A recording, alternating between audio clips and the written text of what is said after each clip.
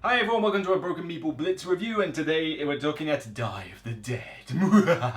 Nah, it's actually more light-hearted than that. This is based off the Day of the Dead festival, where loved ones congregate to sort of commiserate and remember the good times of those they've lost. You know, it's a very nice, solemn occasion, and if you want more information on how it kind of operates, then I recommend watching the Pixar film Coco. Granted, it doesn't have an actual afterlife world that you go to, but Coco is based around the whole festival in general. So if you want a decent idea of how it works, then by all means watch that movie. It's pretty solid. In Day of the Dead, you are trying to get your souls up the staircase of memories, which is this big sort of sculpture here that you have to self-assembly, but doesn't take too long. It's a little bit fiddly, but not too bad. And the idea is that each player will have their own different coloured dice, and they're trying to get them into these coffins. There's 4 coffins, numbered 1 to 4, and each one has a specific action as detailed on a tile. And the idea is just that you will pick one of the 4 actions to do. It will usually involve you picking up the coffin and shaking it with any dice that happen to be in it. That's a pretty poor example because there's nothing in it. How about we put some dice in it? Exactly. And then you reveal said coffin and check out the numbers, and depending on what action you chose, there's something that will happen. Like some dice will get chucked down, the coffin will move forward, and so on and so forth. The idea is that you're trying to get your dice from the first coffin, which is always open at any time, all the way to the 4th coffin space, at which point the action there would allow you to potentially get them onto the soul. The first player to get their 9th or 10th soul, 1, 2, 3, 4, 5, 6, 7, 8, 9, 9th soul onto the top of the staircase is the winner. So there is no points or anything, it's just first person, do it. It's a race to the finish. And that's pretty much all the rules of the game. Yeah, this is pretty simplistic. Day of the Dead is meant to be a very light, very simple dice game with a bit of a twist. The main twist being just how gorgeous this thing looks. You good looking. You're hot. Seriously, this is one of the best produced dice games I've ever seen. And I'm not just talking about the dice. I mean, the dice are fairly standard, but they're decent chunky, and you can just tell that there's a good quality to these dice. They don't feel cheap and chintzy. And, you know, the numbers are, you know, laser etched onto them, so they've got like the indentations for the pips, and they've even got the custom little skull face on one end to represent a wild on certain dice, your power souls as it were. And the tiles themselves and tokens are standard tiles, but these coffins are brilliant. They're just simple cardboard coffins, but they are decorated in all this lovely Day of the Dead style artwork. And it kind of reminds you of that little coaster game Skull, but just imagine it plastered through all these coffins. It's a sight to behold on the table, and I guarantee it will turn heads as people walk past. Overall, component quality of this is pretty stellar. The only minor niggle I have is that this staircase can be a little bit on the flimsy side once you put it together, but it will stay up, it won't collapse or anything. Like this one, maybe it could have been done by some other method, I don't know, but it does what it says on the tin, and this is a relatively cheap game, you know, it's under £30 to buy, so it's not I can't really complain about that too much, but everything else is pretty straightforward. You've got your own little player boards, you've got your action tiles, which can be text version or icon version, and everybody's got their dice, of which you've got 5 players worth of lots of chunky dice. I've just got the yellow ones out here to show. This would be my primary colour I would pick out this lot. Now you are playing with dice, so of course there's some luck in the game. If you go into this thinking you can control the narrative, yeah, good luck with that. You know, when you get the dice in these coffins, especially as they shift around and only the first one is open, you have a memory aspect just to try and think, oh, hang on a minute, where are my dice again? I could have sworn they were in the green coffin, but I can't pick it up to check. Where were they? I'm sure it was in that one. Do I roll it or do I leave it? What am I, psychic? And then you're also trying to think, well, this action allows us to get rid of duplicate dice. I've only got 2 dice in there, so I should be alright, but red's got 4 souls. So I probably would like to roll it now and just hope I don't get like a double 6 or something. And there's aspects to that, so the memory side of things is not brain burning. It's perfectly doable.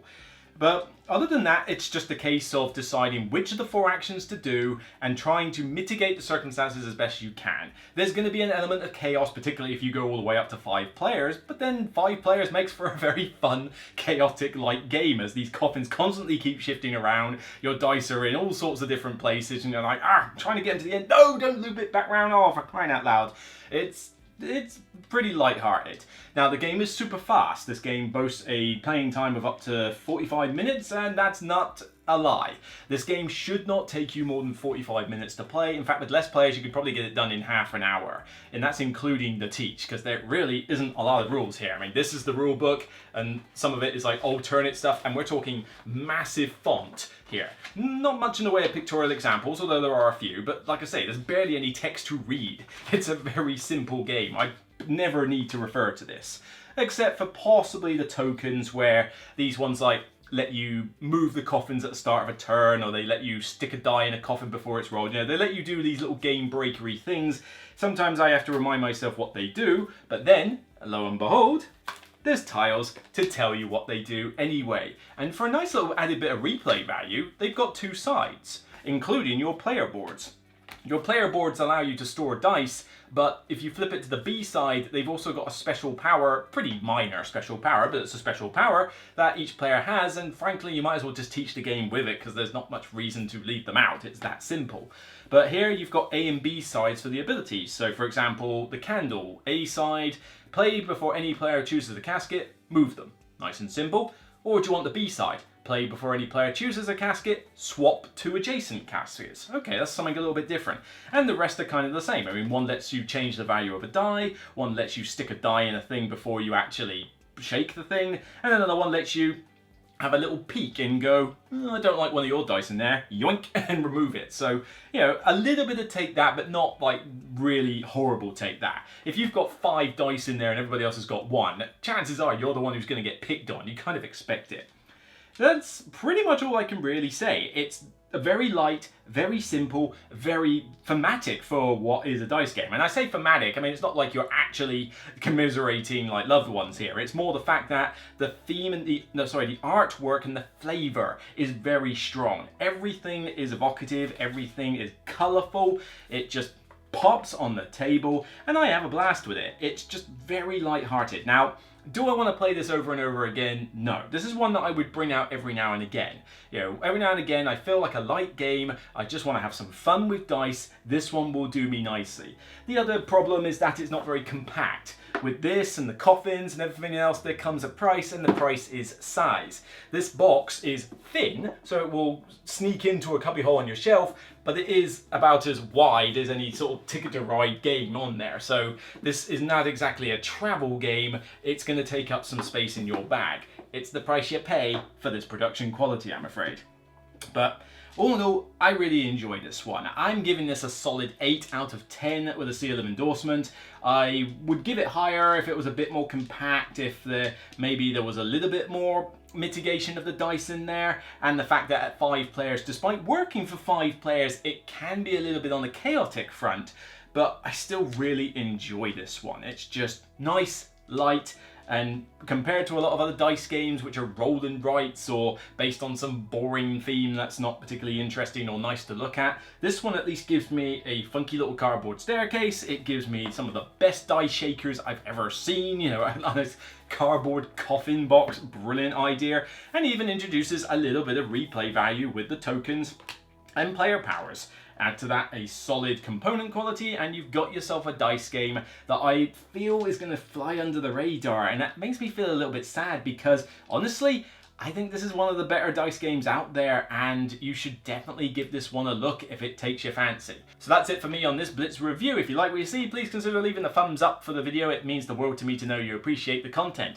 Don't forget that this channel is sponsored by Zatu.co.uk. If this game has taken your fancy and it's in stock on their website, consider purchasing it and save yourself 5% off the price tag. And of course, if you want to check out more content on my channel, I recently did a review for Imperium, the new card game from Osprey, and my recent top 10 of 2020 revised is picking up great steam. Check that one out as well. Until next time, remember as always, it's only a game. Bye for now.